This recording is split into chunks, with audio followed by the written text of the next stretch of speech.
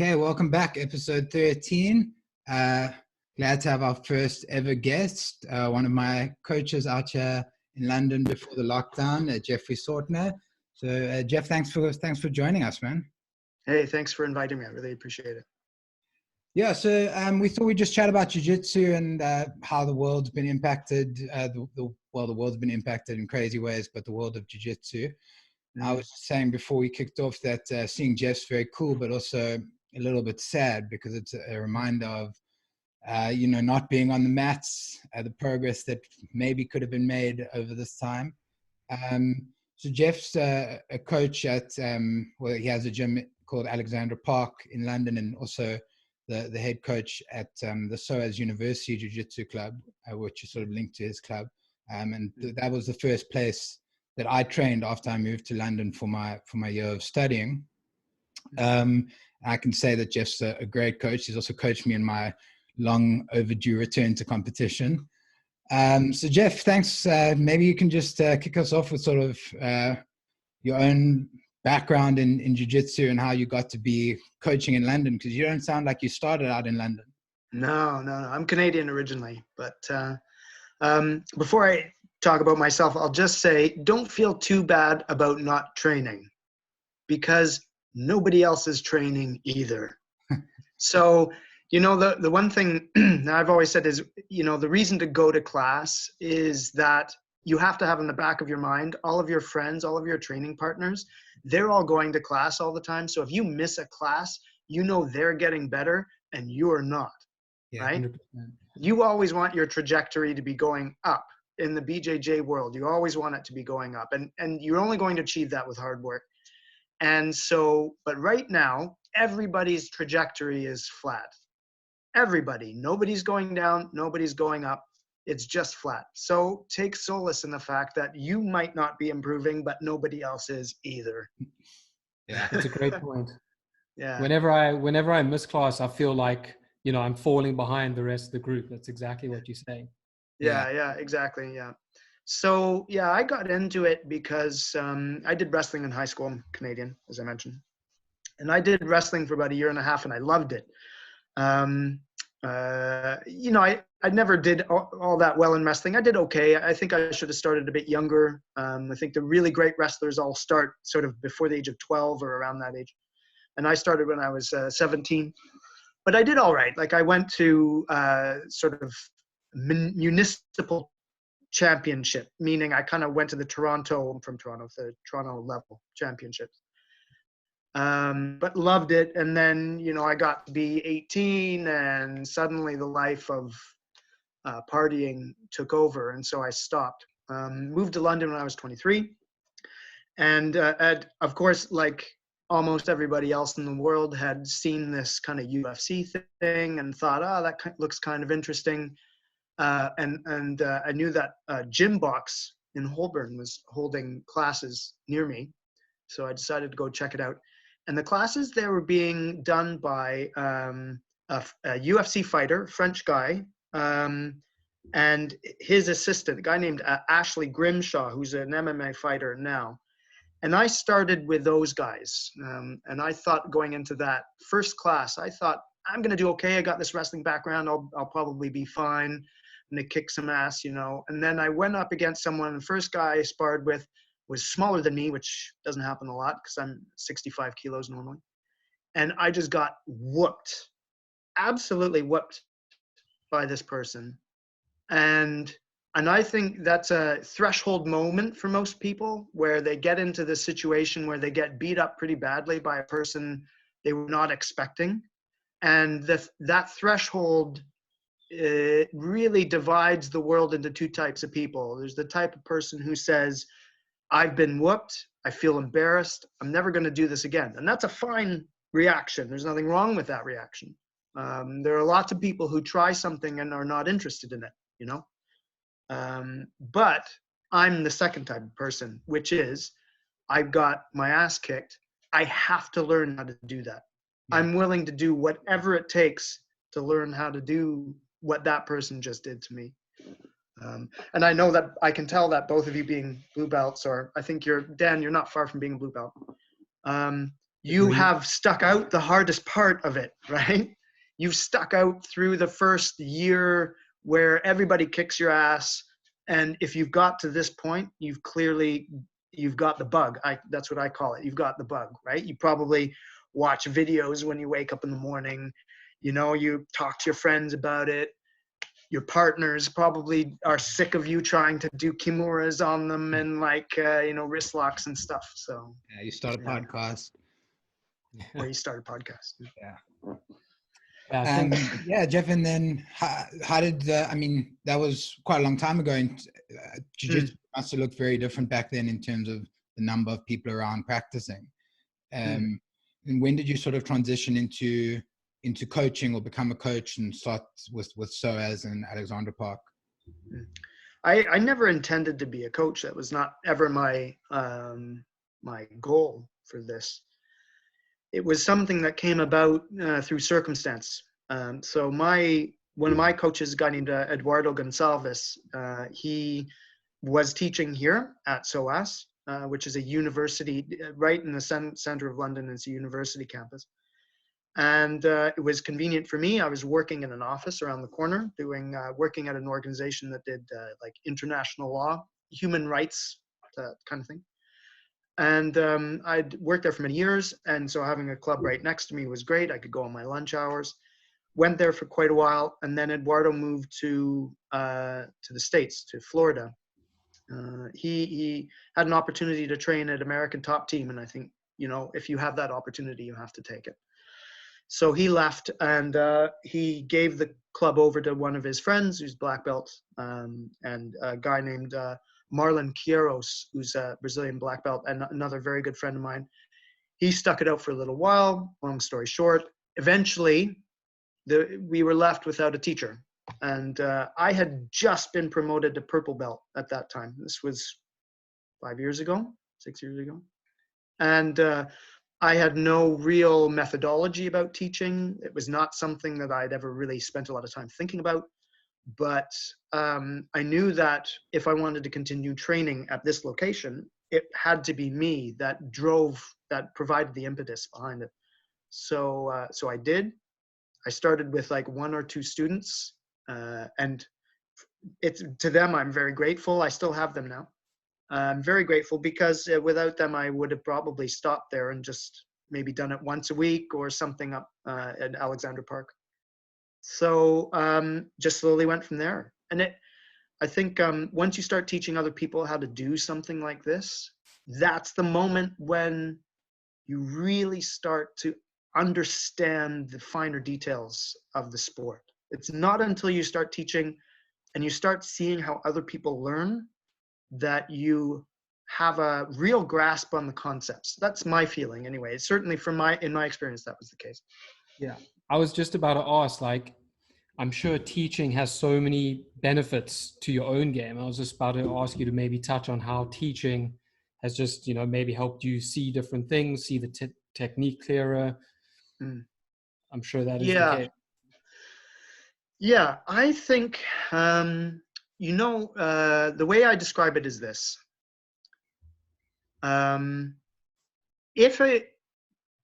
If you are teaching somebody a subject and they're interested in learning, it's hard to teach somebody who's not interested in learning. But the great thing about BJJ is the people who are there on the mat, they want to be there, right?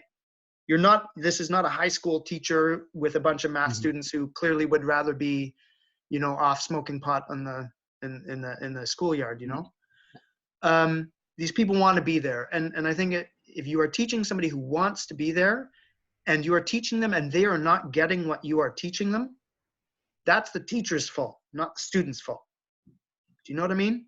Yeah. So it's the obligation lies with the teacher to ensure that they are providing the proper methodology for the student. And then that means they have to change, then so be it, you have to change. So it's a roundabout way of me saying, I, at the beginning, didn't know how to teach everything, how to teach techniques that I knew. And there were some people I was really struggling to reach. They weren't adopting the things that I was describing. And so I had to go back and really think about the techniques, what makes them work, what doesn't make them work. to ensure that I could describe them in a multitude of ways.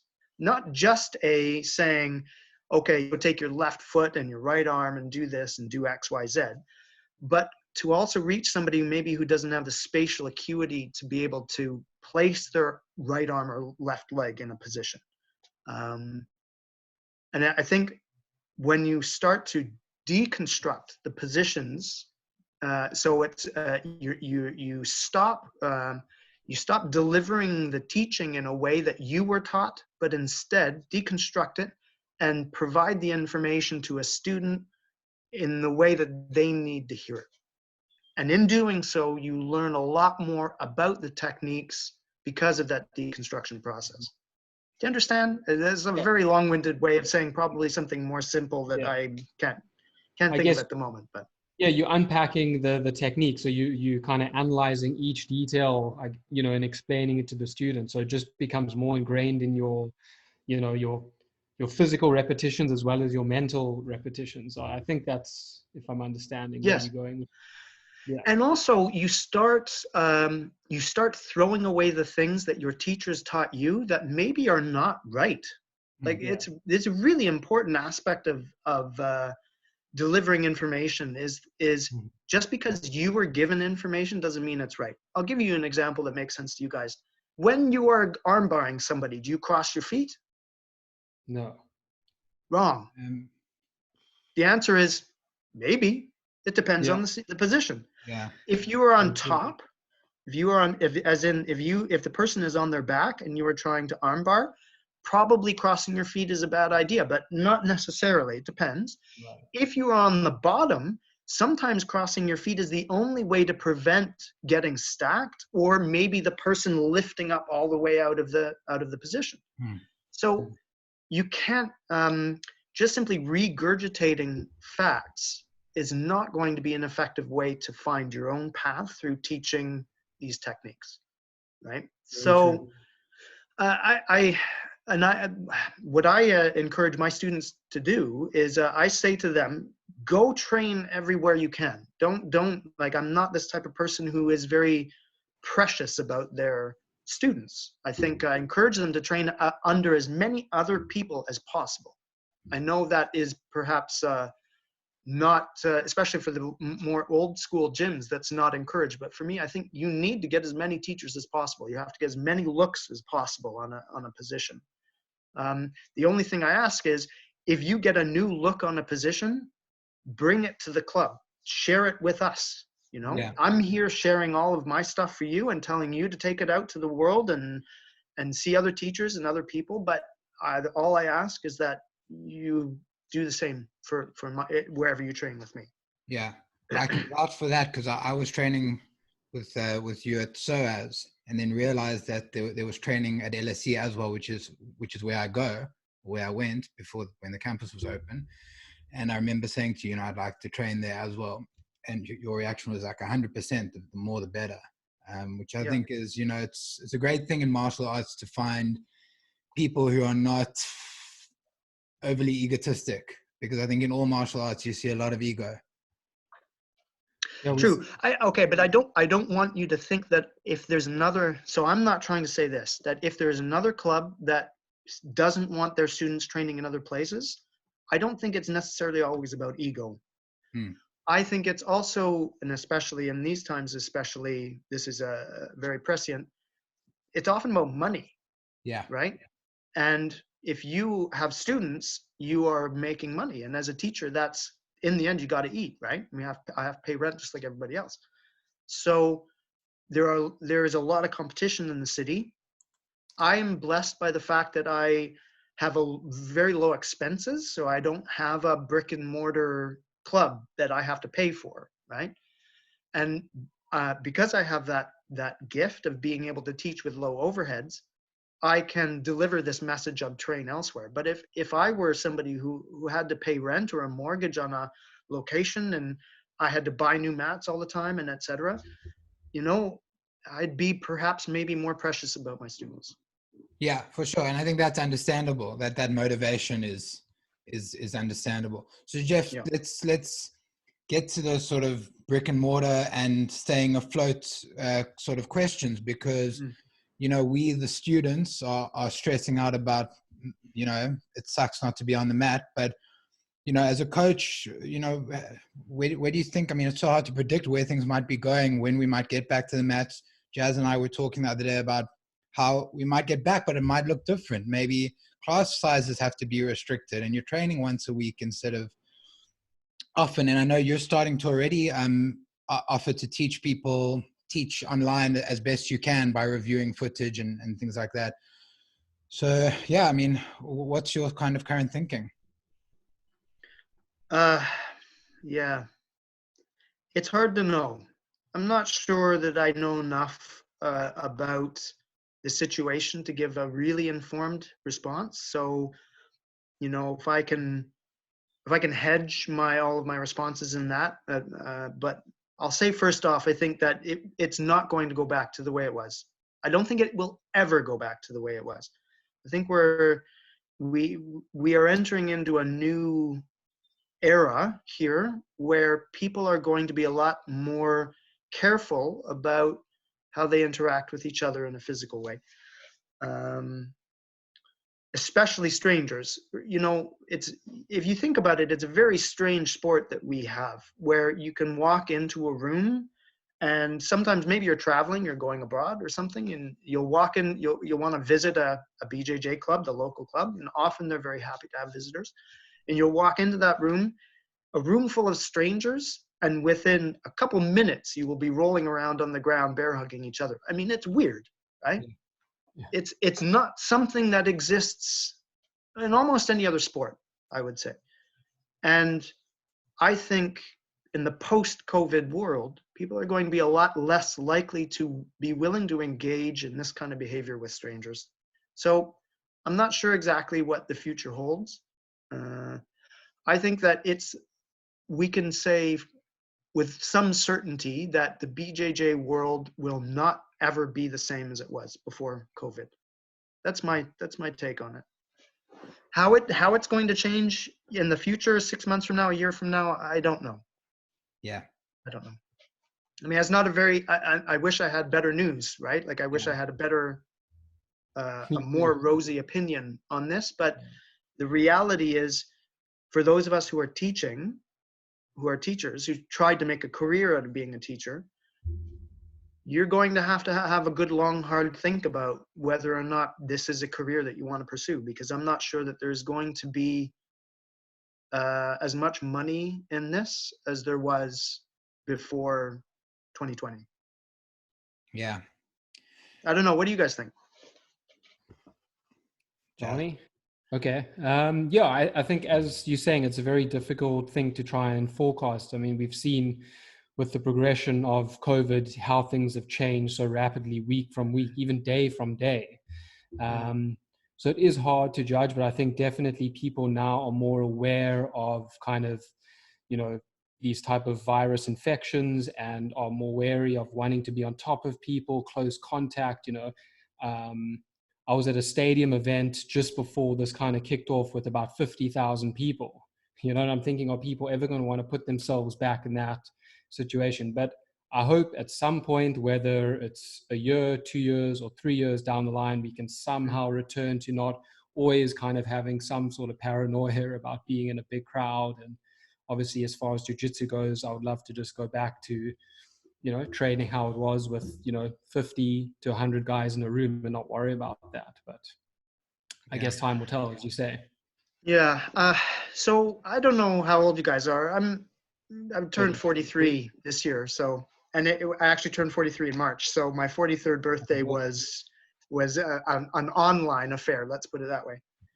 And but I grew up as a teenager, so reaching, as a nascent individual, I grew up right in the middle of the AIDS crisis in North America. And there was a lot of misinformation that was going around. People didn't know how it was transmitted. And the thing that came out of it was that there was a whole generation there, Generation X, of which I'm a part, that had a completely different approach to sexual relationships than their parents did. because our parents were all hippies. So they had kind of a very free love approach to everything. Famously, sexual relations were quite open.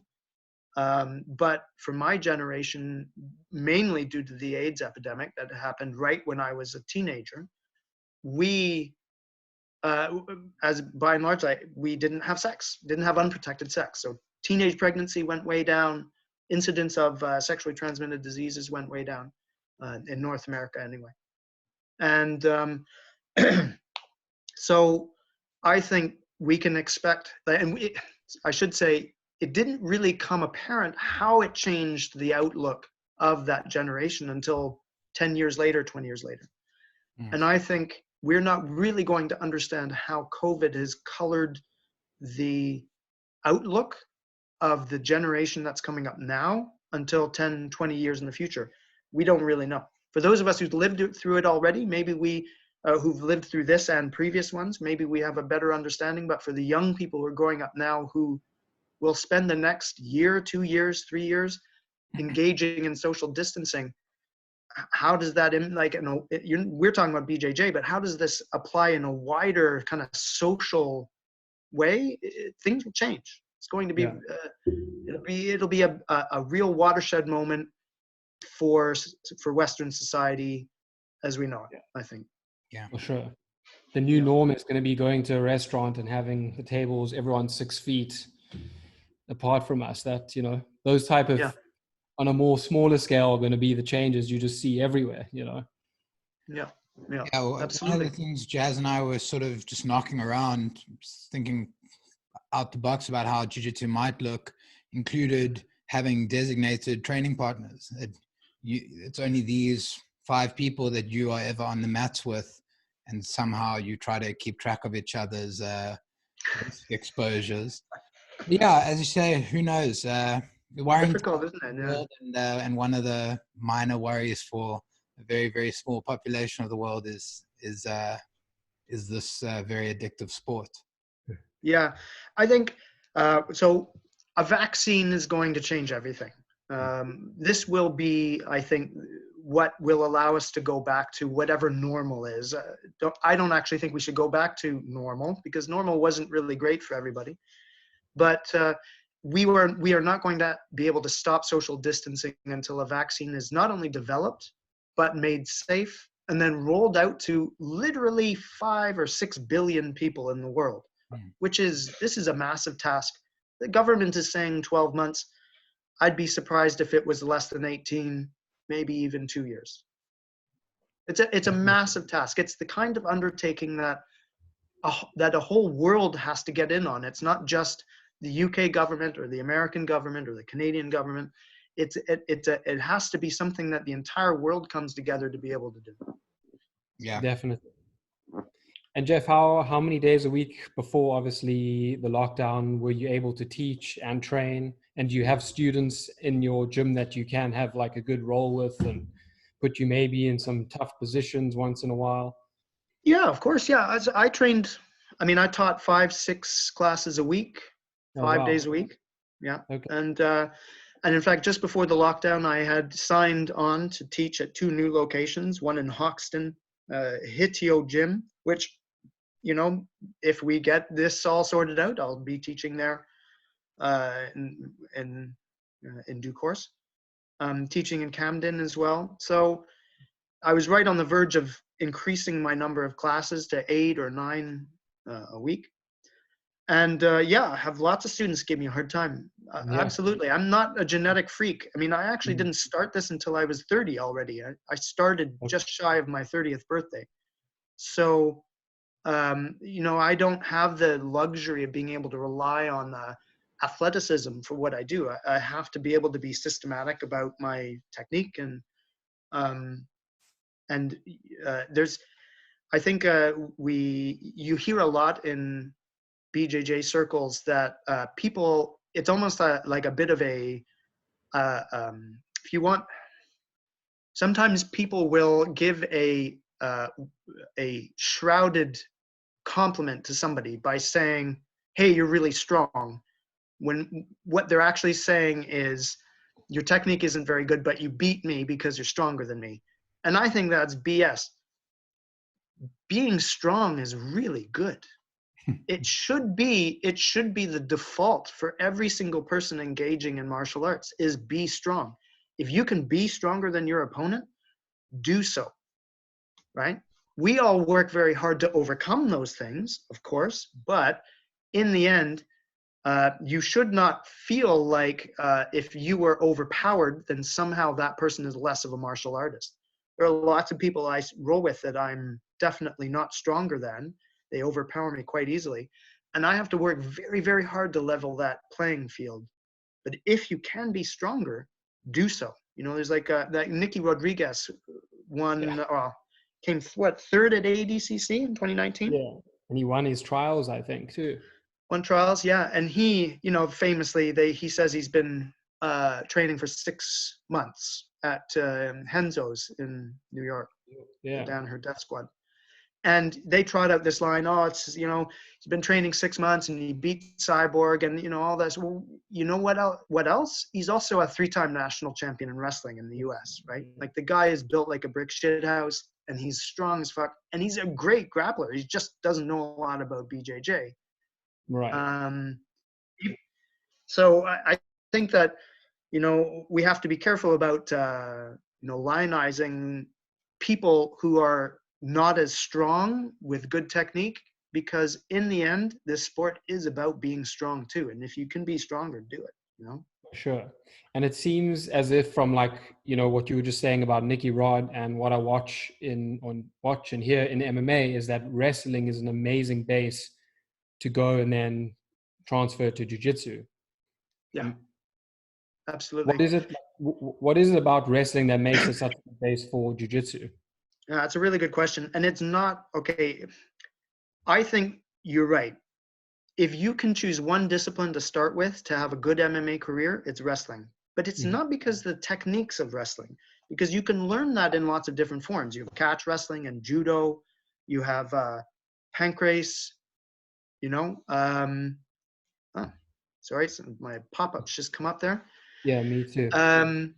You have lots of different disciplines that can incorporate the same techniques. The thing that sets wrestling apart, and when I say wrestling, what I'm talking about is the sort of freestyle or folk style wrestling training you get in the U.S. commonly in the U.S. in the Soviet and post-Soviet states and you know, Central Asia. These countries have adopted a training regime, and it's not about the techniques. I mean, it is. It's about the level of training they're willing to commit themselves to. And I'll give you an example. When I was doing high school wrestling, bearing in mind, my school was nothing special. My coach was nothing special. I mean, he was a very nice guy, but he wasn't a decorated wrestler himself. He was very mediocre, okay? And our warm-up was 45 minutes of stair drills, meaning you would find the biggest staircase in the school and hit every step on the way up and come down. And hit every step on the way up and come down. We did that for 45 minutes. Like that was the warm up. We hadn't even started drills yet. Yeah. And that's what sets wrestling apart. Is not the techniques, although that's part of it. It's that there's a level of commitment to conditioning in wrestling that does not exist in other sports. I do believe that. Yeah. The only other ones would be you know, the really difficult ones like the, you know, Tour de France or, you know, things like that. Right. For sure. I mean, sorry, Don, I know you want to ask a question, but you just see it in I watch a lot of Flow Wrestling, their channel, with, I think it's Kyle Drake and the other guy, I forget his name, the African guy.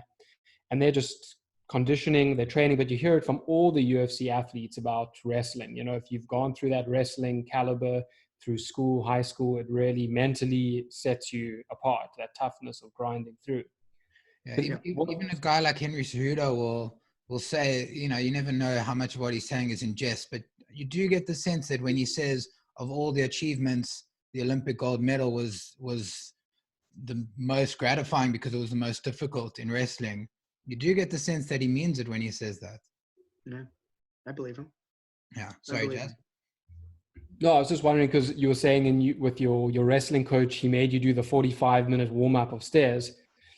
And Daniel and I were chatting a while ago regarding, you see a lot of controversy online with instructors saying, you know, these hard warm-ups, burpees, push-ups, jumping squats before jiu-jitsu class is a waste of time because you kind of tire yourself out. Or I said to Donnie, sometimes I'll go to class early, roll for 30 minutes, and then I kind of feel bad sitting out the warm-up, but I'd rather rest through the warm-up and be a bit more fresh for the technique. What would your take be on that kind of thought process? Well, Dan's been to lots of my classes. So Dan, what walk us through a typical one of my classes? Okay. Well, what I can remember in the it's not been that long ago. In the previous world. No, your classes are generally you'll start with like a warm-up of sorts, but it's generally a warm-up that's actually the beginning of something connected to the technique. And it won't be a warm-up that tires people out. Once or twice a little bit, but you generally say, even when you do that, that it's not really what you do with your classes. And your classes are long and they can be tough, often up to 2 hours. And then, you know, the way it's set up, people stay and roll afterwards. But the warm-up is never like such that you're feeling wrecked when it's time to start drilling. So it's sort of, you know, if you want to build that side of your strength and endurance outside of rolling, it's kind of on your own time. 100%. That you've encapsulated it. I think, again, my opinion, so I'm going to couch everything I say that this is my opinion. I'm not saying it's the God's honest truth. I'm just saying this is what I believe. The library of techniques that you need to know in BJJ is enormous. It's enormous. It's the reason why we keep coming back, because it's a Rubik's Cube with no solution. You can only ever get, you know, one face all the same color, and then you look at the other face and it's all screwed up. So you have to work at trying to get that one, right? And that's what's exciting about it. It's great. We love it. But it means that you need to be engaged up here. You have to have the mental acuity to be able to absorb the techniques that are being taught in the class. You have to. And if you do a hard 45-minute warm-up and everybody's exhausted afterwards, the students are not going to have that mental preparedness to be able to sit down and absorb the finer details of technique. I believe that. I agree 100%. Just from my own experience, sometimes I know I'll push it a little bit too hard. You know, maybe I'm just about to sit down and relax in a purple, or, you know, some guy that always gives me a really tough roll. And then for class, I'm just sitting there, I can't take any of the information in. I can't drill it properly. I'm too tired. And it actually lands up class being a bit of a waste of time. It's probably my fault for rolling too much before class. But yeah, I agree with that. So I think all of your hard training should be post-loaded, right? So if we consider loading, right? So you sometimes want to preload things. So like I say, what we were talking about, Dan, there, what you were mentioning, where the warm-up has to be relevant to the techniques that you're showing in the class. You show a warm-up, and just, you know, shrimping is fine. Okay, yeah, shrimping, you know, we do a lot in warming up, and sometimes you might do lots of other things, right? And that's fine, but why not tailor each warm-up in and have you moving your body in the way that you are going to be expected to move during the drilling phase, right? The warm-up is just that. It's just so that you get your body warm, so that when you're engaging in a hard physical activity, you're not going to pull a muscle or strain a tendon or that. That's it. Yeah. Your brain's engaged, your body's warm, you're ready to start learning. Yeah. That's my. And then, you know, like you say, Dan, you know, sometimes our classes go 2, 3, 4 hours because, and well, they used to. We had a really good arrangement with the gyms that we are training at, so that we can take the mat space for a long period of time. Yeah. Very grateful. Again, you know, like, it's one of those things I'm very, very grateful for. Yeah. And so we post-loaded all of our hard training. You go easy in the beginning, you learn as much as you can, and then rounds start, and it's going to be now hard sparring for up to an hour. You spend as much time on the mat sparring as you can. Yeah. That's where you're going to get your conditioning from. That's how you're going to feel, you know, flushed and you know, like you've done something, like you've achieved something. You want that at the end of class, not at the beginning of class. Yeah. Yeah. Yeah, I remember. Change that around for when I go back. My hard rolls for after class. Problem is, after class, everyone runs off, so there's no one to roll with. Yeah, it's funny. at Henzo's, where Jazz trains in Cape Town, the Henzo Gracie Club there, the culture is to come early and roll. But the classes are still structured with a pretty hefty warm up. So people are wrecked and people are sitting out. Yeah. I mean, listen, like I say, it's just my opinion. This is how I teach. I don't say that it's right to do it my way. I'm just found it the most effective. And this is coming from a person who did wrestling for a couple of years and did those like crazy hard 45, 50-minute warm-up sessions where you're completely just foobarred by the end of the warm-up. But wrestling, it's great, wonderful, great techniques, but the library of techniques you need to know in wrestling is a fraction of what you need to know in BJJ. That's just the reality of it. Maybe some people might not agree with that, but especially for freestyle wrestling, where you can learn everything you need to know in freestyle wrestling in 6 months. Let's say a year. Those techniques, you can drill down to finer points on those techniques, yes. But in terms of a library, you can learn everything you need to know in 6 months to a year. Doesn't mean that there isn't still stuff to learn after that, but you're not going to learn a different pinning move or a different single leg takedown.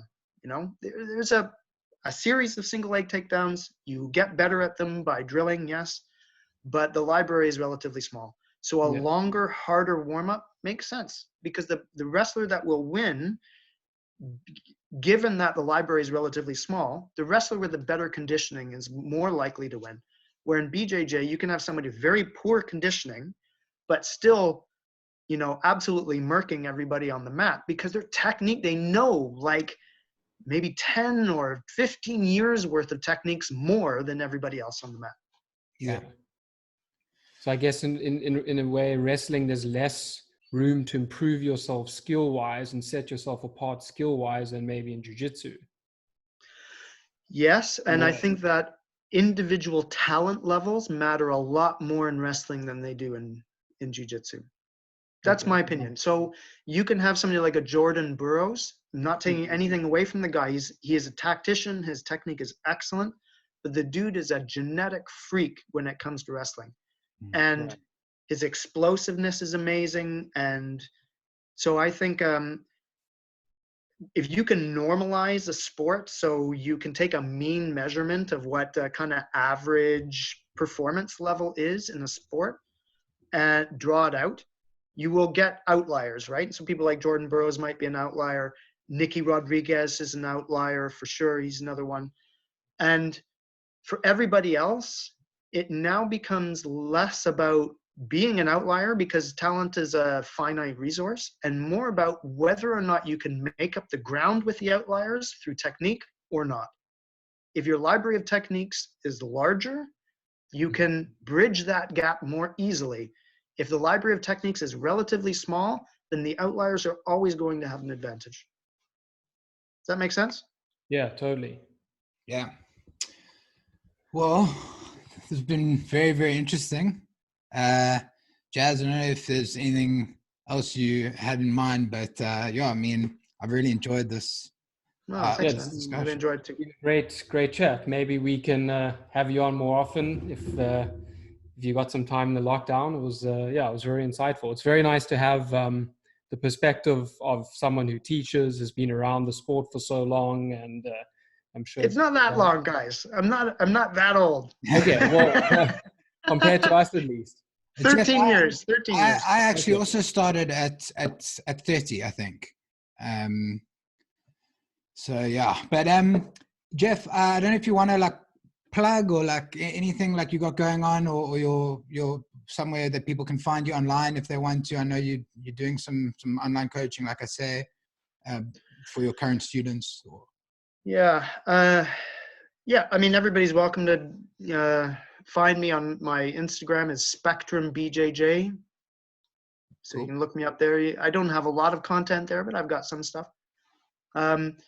One of the things that, so my good friend Ryan Spielman and I have talked about giving people an opportunity to have me go through their training, their competition videos with them. you know, as a way of kind of making a bit of money for me, and also to, you know, it's just nice to go over your old competition videos to see what you did right, what you did wrong. Yeah. So, and I'm absolutely happy to do that. I don't typically charge money for that kind of thing. I'm happy to do it for free. I know that people don't have a lot of money right now. I certainly am one of those. More than anything else, what I've been occupying my time with has nothing to do with BJJ. I volunteer every day at a food bank, and all I would ask is if there's somebody listening to this and they're wondering how they can help people, if they have a bit of extra money or some food around their house that they can donate to their local food bank, I think I'd be very grateful if I could put the word out for that. That's awesome. 100%.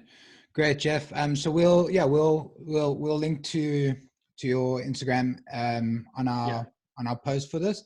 But yeah, thanks again. Like Jazz said, you know, we definitely want to touch base again as things roll out. And please God, or if you're an atheist, please luck, or whoever you pray to or whatever you believe in, the world can normalize a little bit, and jiu-jitsu can normalize a little bit too, before we next chat. But yeah, thanks again. Been really great. Thanks, Jeff. Thanks, It was great guys. to chat.